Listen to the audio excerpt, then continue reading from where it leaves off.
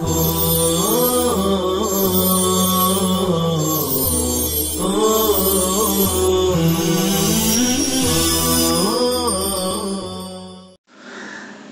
لله رب العالمين والصلاة والسلام على سيد الأنبياء والمرسلين سيدنا محمد وآله وصحبه أجمعين. بسم الله الرحمن الرحيم. عن ابن مسعود رضي الله تعالى عنه قال، حضرت ابن مسعود رضی اللہ تعالی عنہ سے روایت ہے، حدثنا رسول اللہ صلی اللہ علیہ وسلم وهو الصادق المصدوق، کہ رسول اللہ صلی اللہ علیہ وسلم نے ہمیں بیان فرمایا اور آپ سچے ہیں اور آپ کی بات کو سچ مانا جاتا ہے. ان احدکم یجمع خلقه فی بطن امه 40 یوما نطفة، بے شک تم میں سے ہر شخص اپنی ماں کے پیٹ میں 40 دن تک نطفے کی شکل میں رہتا ہے. ثم يكون علقة مثل ذلك، پھر اتنی ہی مدت جمع ہوا خون بنا رہتا ہے. ثم يكون مضغة مثل ذلك، پھر اتنی ہی مدت گوشت کا لوتھڑا رہتا ہے. ثم يرسل الملک، پھر ایک فرشتہ بھیجا جاتا ہے. بین القوسین اس ترجمے کا تعلق مفہوم سے ہے، یعنی 120 دن کے بعد. فینفخ فیہ الروح، وہ فرشتہ اس میں روح پھونکتا ہے. وَيُؤْمَرُ بِأَرْبَعِ كَلِمَاتٍ، اور فرشتے کو 4 باتیں لکھنے کا حکم دیا جاتا ہے. بِكَتْبِ رِزْقِهِ وَأَجَلِهِ وَعَمَلِهِ وَشَقِيٌّ أَوْ سَعِيدٌ،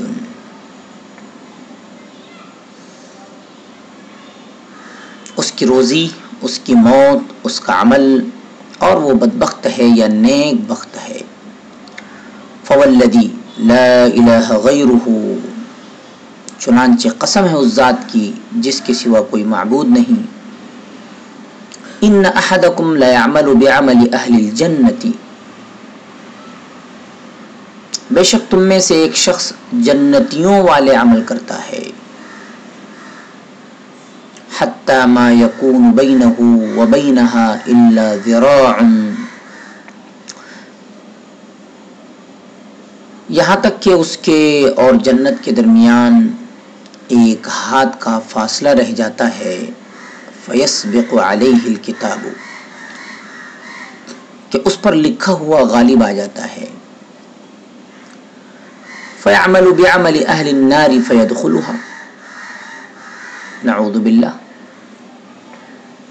اور وہ جہنمیوں والے کام کرنے لگ جاتا ہے اور جہنم میں داخل ہو جاتا ہے. فیدخلها، اور جہنم میں داخل ہو جاتا ہے. وَإِنَّ أَحَدَكُمْ لَيَعْمَلُ بِعَمَلِ أَهْلِ النَّارِ حَتَّى مَا يَكُونُ بَيْنَهُ وَبَيْنَهَا إِلَّا ذِرَاعٌ، اور بے شک تم میں سے ایک شخص جہنمیوں والے کام کرتا ہے حتیٰ کہ اس کے اور جہنم کے درمیان ایک ہاتھ کا فاصلہ رہ جاتا ہے. فَيَسْبِقُ عَلَيْهِ الْكِتَابُ، کہ اس پر لکھا ہوا غالب آ جاتا ہے. فَيَعْمَلُ بعمل اہل الجنت فیدخلها، اور وہ جنتیوں والے کام کرنے لگ جاتا ہے تو اس میں داخل ہو جاتا ہے. حدیث پاک میں تقدیر کا مسئلہ بیان کیا گیا ہے جس پر ایمان رکھنا ضروری ہے. والقدر خیرہ وشرہ، مطلب یہ ہے کہ اللہ تعالی ہر انسان کے متعلق پہلے سے جانتے ہیں کہ وہ نیک ہوگا یا بد، جنتی ہوگا یا جہنمی، اور اس نے اپنے علم کے مطابق یہ سب کچھ پہلے ہی سے لکھ دیا ہے۔ اس کے لکھنے کا مطلب یہ نہیں ہے کہ انسان مجبور محض اور ارادہ و اختیار کی قوت سے محروم ہے، جیسا کہ بعض گمراہ فرقوں نے ایسا سمجھا ہے، بلکہ یہ تو اللہ کے علم کا ایک اظہار ہے، اس کا کوئی تعلق انسان کے ارادے و اختیار سے نہیں ہے۔ اللہ تعالیٰ نے انسان کو مجبور محض نہیں بنایا ہے، بلکہ اسے ارادہ و اختیار کی آزادی سے نوازا ہے، کیونکہ اس کے بغیر اس کی آزمائش ہی نہیں ہو سکتی تھی۔ انسان کی آزمائش تبھی ہو سکتی ہے کہ اسے نیک یا بد دونوں میں سے کسی بھی ایک راستے کے انتخاب اور اس پر عمل کرنے کا اختیار حاصل ہو۔ فَأَلْهَمَهَا فُجُورَهَا وَتَقْوَاهَا قَدْ أَفْلَحَ مَنْ زَكَّاهَا وَقَدْ خَابَ مَنْ دَسَّاهَا۔ چنانچہ اللہ نے دونوں راستوں کو واضح طور پر نشاندہی کر کے اسے اختیار دیا ہے کہ جسے چاہے وہ اپنا لے، اور دونوں کا انجام بھی بتلایا ہے۔ ارشاد الہی ہے اِنَّا هَدَيْنَاهُ السَّبِيلَ إِمَّا شَاكِرًا وَإِمَّا كَفُورًا، اور دوسری جگہ ارشاد فرمایا فَمَنْ شَاءَ فَلْيُؤْمِنْ وَمَنْ شَاءَ فَلْيَكْفُرْ۔ امام نووی رحمۃ اللہ علیہ نے اس حدیث کو خشیت الہی کے باب میں ذکر کر کے تنبیہ کر دی ہے کہ اللہ تعالیٰ سے ڈرتے ہوئے اس سے حسن خاتمہ کی دعا اور اس سے مدد طلب کرتے رہو۔ نیز حسن خاتمہ پانے کے لیے جو اسباب موجود ہیں انہیں اختیار کرو، یعنی ایمان و تقوی کو اپنا شعار بناؤ، اس لیے کہ انسان اپنی طاقت کے مطابق اسباب و وسائل اختیار کرنے کا مکلف ہے، گو وہ انجام سے بے خبر ہے، تو انجام کو اللہ کے سپرد کر دے، اور یہ یقین رکھے کہ اللہ نے جس کو جس کام کے لیے پیدا فرمایا ہے اللہ تعالیٰ اس کے لیے ان راستوں کو بھی آسان فرما دیتا ہے۔ جو نیکی کو اپنائے گا نیکی کے راستے اس کے لیے کھلتے چلے جائیں گے، وَالَّذِينَ جَاهَدُوا فِينَا لَنَهْدِيَنَّهُمْ سُبُلَنَا، اور اسی طرح جو بدی کو اپنائے گا اس کے راستے اس کے لیے ہموار ہو جائے گی۔ حدیث نبوی صلی اللہ علیہ وسلم ہے اعملوا فَكُلٌّ مُيَسَّرٌ لِمَا خُلِقَ لَهُ۔ علاوہ ازیں برائی کو زندگی کے کسی مرحلے میں بھی اختیار نہ کرے کہ کہیں برائی پر اس کی زندگی کا اختتام نہ ہو جائے اور یوں زندگی بھر کی نیکیوں پر پانی پھر جائے اور وہ جنتی کے بجائے جہنمی قرار پا جائے۔ اعاذنا اللہ من سوء الخاتمۃ ومن عمل اہل النار۔ وعنہ رضی اللہ عنہ قال قال رسول اللہ صلی اللہ علیہ وسلم، حضرت ابن مسعود رضی اللہ تعالی عنہ ہی سے روایت ہے، قال رسول اللہ صلی اللہ علیہ وسلم، رسول اللہ صلی اللہ علیہ وسلم نے فرمایا یؤتی بجہنم یومئذ لہا 70,000 زمام،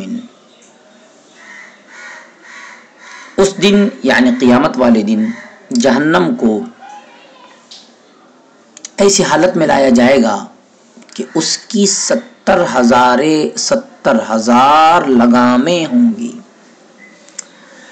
ایسی حالت میں لایا جائے گا کہ اس کی 70,000 لگامیں ہوں گی، مع کل زمام 70,000 ملک یجرونہا، ہر لگام کے ساتھ 70,000 فرشتے ہوں گے جو اسے کھینچ رہے ہوں گے۔ حدیث پاک میں جو بات بیان کی گئی ہے اس کا تعلق امور غیب سے ہے جن پر ایمان رکھنے کا حکم ہے. اس کو تشبیہ و تمثیل قرار دینا صحیح نہیں ہے. یہ حقیقت پر ہی محمول ہے. یعنی جہنم کی 70,000 لگامیں ہوگی اور ہر لگام کے ساتھ 70,000 فرشتے ہوگے جو اسے کھینچ رہے ہوگے. یہ حقیقت پر ہی محمول ہے تاہم اس کی کیفیت ہم نہیں جان سکتے. حدیث پاک میں اس بات کی تنبیہ ہے کہ انسان کو برے اعمال سے باز رہنا چاہیے اور خشیت الہی کا دامن ہر وقت تھامے رکھنا چاہیے، کیونکہ معصیت کا انجام جہنم ہے اور اس کی ہولناکی حدیث میں واضح کی گئی ہے کہ انسان کو معصیت کرتے وقت اس کے انجام کو سامنے رکھنا چاہیے. وعن النعمان بن بشیر رضی اللہ تعالی عنہما قال، حضرت نعمان بن بشیر رضی اللہ تعالی عنہ سے روایت ہے، سمعت رسول اللہ صلی اللہ علیہ وسلم یقول، میں نے رسول اللہ صلی اللہ علیہ وسلم کو فرماتے ہوئے سنا، ان اہون اہل النار عذابا یوم القیامت، قیامت والے دن جہنمیوں میں سب سے زیادہ ہلکے عذاب والا لرجل یوضع فی اخمص قدمیہ جمرتان یغلی منہما دماغہ، وہ آدمی ہوگا جس کے پاؤں کے تلووں میں 2 انگارے رکھے جائیں گے جن سے اس کا دماغ کھولے گا، جوش مارنے لگے گا. ما یرا ان احدا اشد منہ عذابا، وہ خیال کریں گا کہ اس سے زیادہ سخت عذاب والا کوئی نہیں. وَإِنَّهُ لَأَهْوَنُهُمْ عَذَابًا، حالانکہ وہ ان جہنمیوں میں سب سے زیادہ ہلکے عذاب والا ہوگا. صحیح مسلم کی دوسری روایات میں ہیں کہ اس کے جوتے اور تسمے آگ کے ہوں گے جن سے اس کا دماغ اس طرح کھولے گا جیسے چولہے پر رکھی ہوئی ہنڈیا کھولتی ہے. نیز بعض روایات میں یہ بھی صراحت ہے کہ یہ شخص ابو طالب ہے جو حضور اکرم صلی اللہ علیہ وسلم کے چچا جان تھے.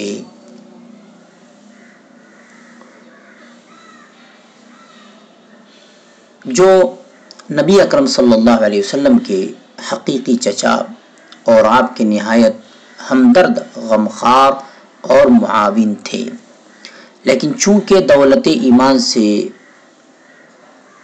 محروم ہو کر فوت ہوئے اس لیے مستحق نار ہوئے. اعاذنا اللہ منہ. جب ادنا ترین عذاب کی یہ کیفیت ہے تو سخت ترین عذاب والوں کی کیا حالت ہوگی. یاد رہے کہ انسان کو ڈرتے ہوئے نیک اعمال کرنا چاہیے اور نیک اعمال کرتے ہوئے ڈرتے رہنا چاہیے.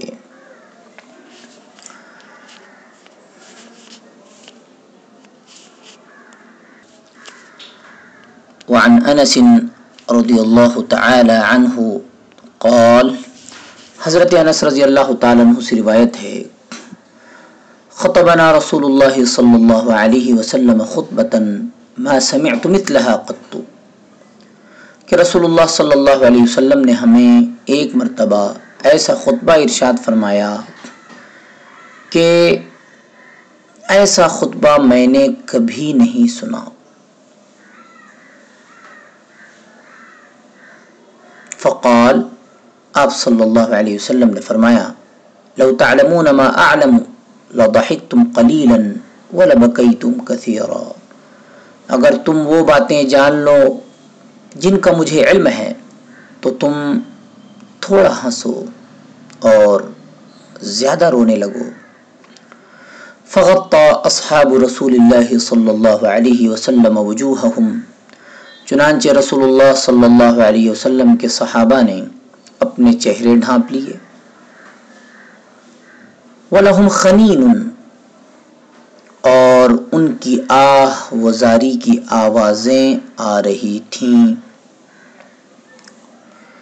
اس حدیث سے معلوم ہوا کہ جنت اور دوزخ موجود ہیں. جیسا کہ یہی روایت دوسرے الفاظ میں ہے جس میں ہے عرضت علی الجنت والنار. تو اس سے معلوم ہوا کہ جنت اور دوزخ موجود ہیں، اور دیگر بعض امور غیبیہ کی طرح نبی صلی اللہ علیہ وسلم کو ان کا مشاہدہ کرایا گیا ہے.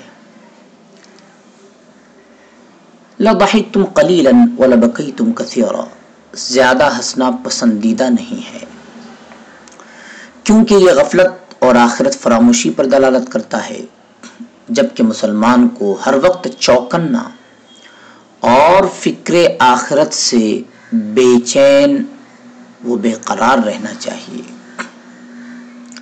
نیز یہ بھی معلوم ہوا کہ اللہ کے خوف یعنی اس کے عتاب سے ڈرتے ہوئے رونا نہایت پسندیدہ ہے، اور یہ اس بات کی علامت ہے کہ اس کا دل بیدار اللہ کی یاد اور اس کے خوف سے معمور و لرزاں اور فکر آخرت سے پریشان ہے. علماء کو چاہیے کہ گاہے گاہے لوگوں میں فکر آخرت کا شعور بیدار کرتے رہیں، تاکہ وہ دنیا کی لذتوں میں بالکل مگن نہ ہو جائیں. وعن المقداد رضی اللہ عنہ قال سمعت رسول اللہ صلی اللہ علیہ وسلم یقول، حضرت مقداد رضی اللہ تعالیٰ عنہ سے روایت ہے میں نے رسول اللہ صلی اللہ علیہ وسلم کو فرماتے ہوئے سنا، تدنى الشمس يوم القيامة من الخلق حتى تكون منهم كمقدار میل. قیامت والے دن سورج کو مخلوق کے اتنا قریب کر دیا جائے گا کہ وہ ان سے 1 میل کے فاصلے پر ہوگا. قال سلیم بن عامر الراوی عن المقدادی، حضرت مقداد رضی اللہ تعالیٰ عنہ سے روایت کرنے والے تابعی سلیم بن عامر فرماتے ہیں، فواللہ ما ادری ما یعنی بالمیل، اللہ کی قسم میں نہیں جانتا کہ میل سے نبی اکرم صلی اللہ علیہ وسلم کی مراد کیا تھی. مسافت الارض ام المیل الذی تقتحل به العین، کیا زمین کی مسافت یا سرمدانی کی وہ سلائی جس سے آنکھ میں سرما لگایا جاتا ہے، کیونکہ عربی میں اسے بھی میل کہا جاتا ہے. فیکون الناس علی قدر اعمالہم فی العرق، چنانچہ لوگ اپنے اعمال کے مطابق پسینے میں ہوگے. فمنہم من یکون الی کعبیہ، بعض ان میں سے وہ ہوگے جو اپنے ٹخنوں تک، ومنہم من یکون الی رکبتیہ، بعض اپنے گھٹنوں تک، ومنہم من یکون الی حقویہ، بعض اپنے پہلوؤں کمر تک پسینے میں ڈوبے ہوئے ہوگے. ومنہم من یلجمہ العرق الجاما، اور بعض ایسے ہوں گے کہ انہیں پسینے نے لگام ڈالی ہوگی. واشار رسول اللہ صلی اللہ علیہ وسلم بیدہ الی فیہ، اور رسول اللہ صلی اللہ علیہ وسلم نے اپنے ہاتھ سے اپنے منہ کی طرف اشارہ فرمایا، یعنی جس طرح جانور کے منہ میں لگام ڈالی جاتی ہے اسی طرح پسینہ اس کے لیے لگام بنا ہوا ہوگا، یعنی اس کے منہ اور کانوں تک پسینہ ہوگا. حدیث میں میل کی وضاحت نہیں ہے کہ یہ مسافت والا میل ہے یا سرما دانی کا میل. مسافت والا میل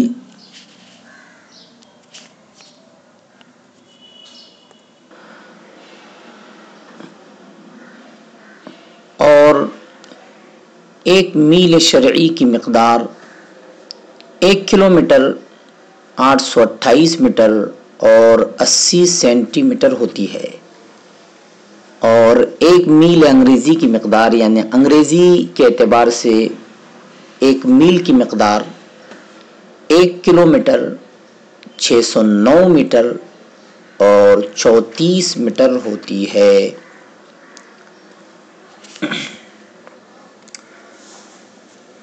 حافظ ابن حجر رحمۃ اللہ علیہ نے اسے یعنی ایک میل کو 12,000 انسانی قدم کے برابر قرار دیا ہے. یعنی ابن حجر رحمۃ اللہ علیہ کے نزدیک ایک میل انسان کے 12,000 قدم کے برابر ہوتا ہے. اگر یہ میل عرض ہو تب بھی سورج کی شدت حرارت کا اندازہ کیا جا سکتا ہے کہ دنیا میں سورج موجودہ سائنسی تحقیق کے اعتبار سے 9 کروڑ میل کے فاصلے پر ہے. تب بھی موسم گرما میں کوئی شخص اس کی حرارت کو برداشت نہیں کر پاتا. تو سورج جب صرف 1 میل کے فاصلے پر ہوگا تو اس کی حرارت واقعی اتنی ہوگی کہ انسان پسینے میں ڈوبے ہوں گے. اعاذنا اللہ منہ.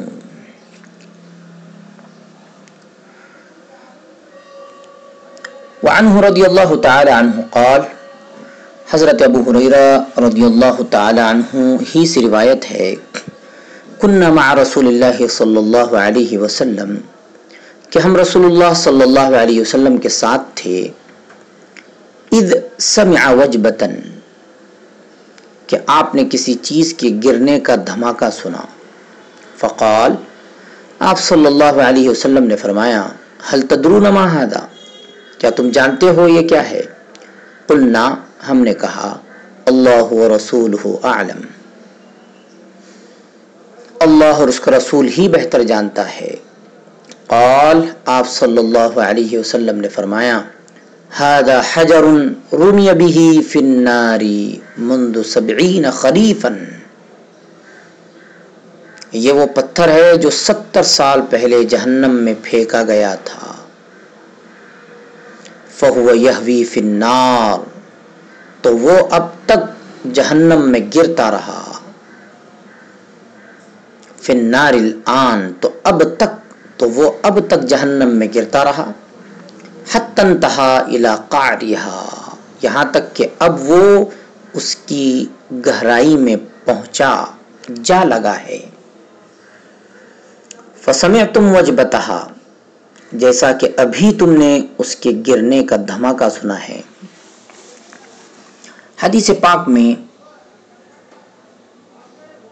جہنم کی گہرائی بتائی گئی ہے کہ جہنم کی گہرائی سے اس کے عذاب کی شدت اور ہولناکی کا اندازہ کیا جا سکتا ہے.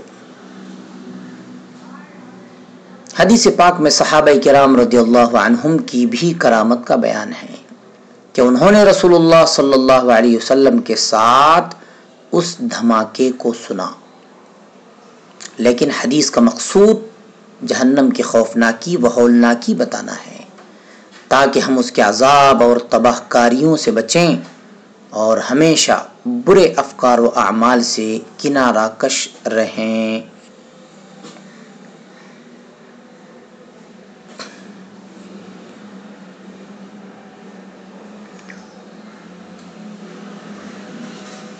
وعن ابی برزة بن عبید الاسلمی رضی اللہ تعالی عنہ قال، حضرت ابو برزہ نضلہ بن عبید اسلمی رضی اللہ تعالی عنہ سے مروی ہے. عفواً اوپر ایک حدیث چھوٹ گئی پہلے ہم اسے پڑھ لیتے ہیں۔ وعن عدی بن حاتم رضی اللہ تعالی عنہ قال قال رسول اللہ صلی اللہ علیہ وسلم، حضرت عدی بن حاتم رضی اللہ تعالی عنہ سے روایت ہے، قال رسول اللہ صلی اللہ علیہ وسلم، رسول اللہ صلی اللہ علیہ وسلم نے فرمایا، ما منکم من احد الا سیکلمہ ربہ، عن قریب تم میں سے ہر شخص سے اس کا رب اس حال میں کلام فرمائیں گا، لیس بینہ وبینہ ترجمان، کہ آدمی اور اس کے رب کے درمیان کوئی ترجمان نہیں ہوگا۔ فینظر ایمن منہ، تو آدمی اپنی دائیں جانب دیکھیں گا، فلا یری الا ما قدم، تو اسے آگے بھیجے ہوئے عمل ہی نظر آئیں گے۔ وینظر اشأم منہ، پھر اپنی بائیں جانب دیکھیں گا اور اپنی بائیں جانب دیکھیں گا، فلا یری الا ما قدم، تو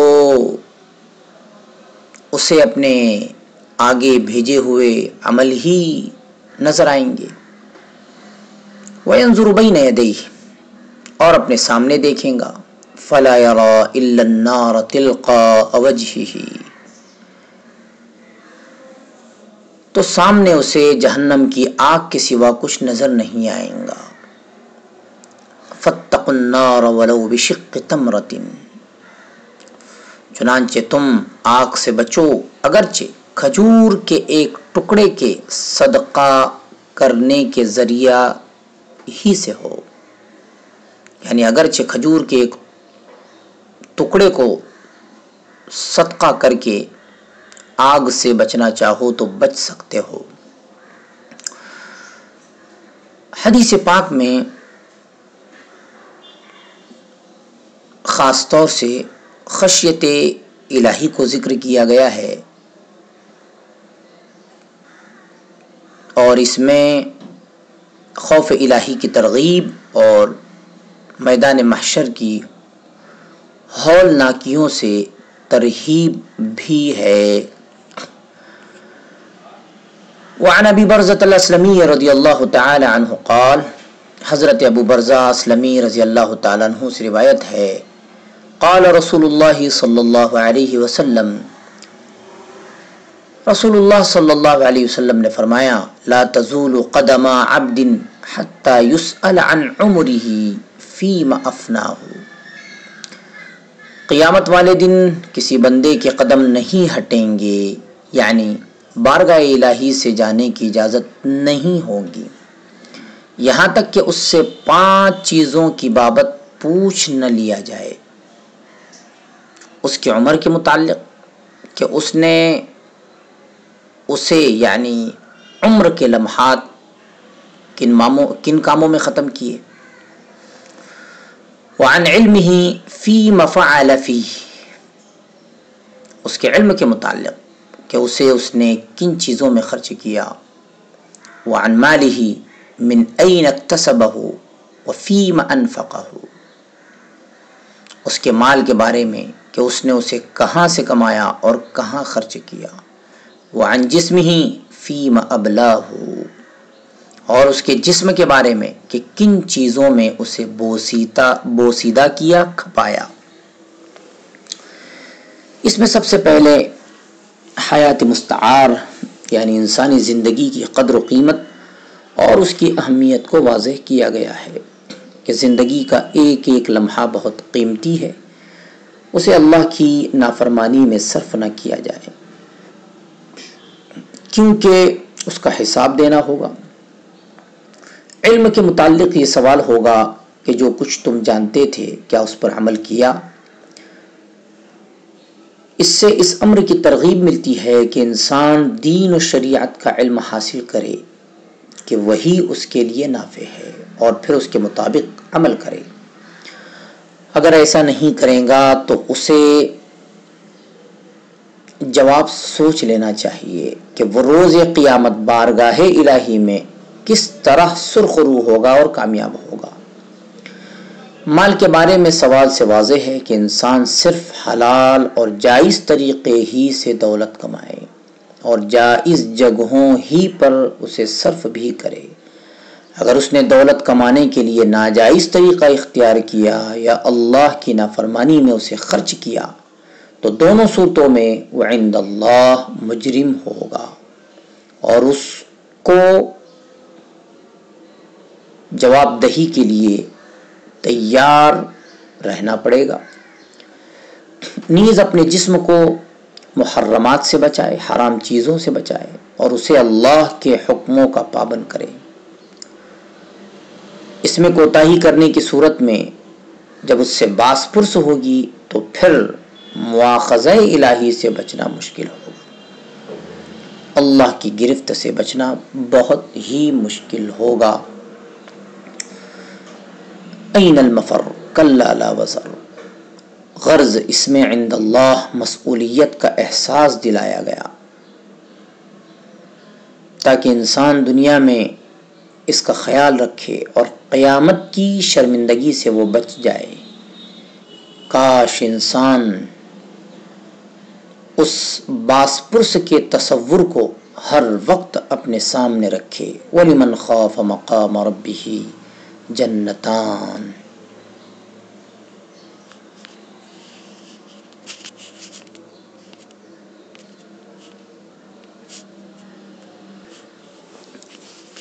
وعن ابی سعید الخدری رضی اللہ تعالی عنہ قال، حضرت ابو سعید خدری رضی اللہ تعالی عنہ سے روایت ہے، قال رسول اللہ صلی اللہ علیہ وسلم، رسول اللہ صلی اللہ علیہ وسلم نے فرمایا،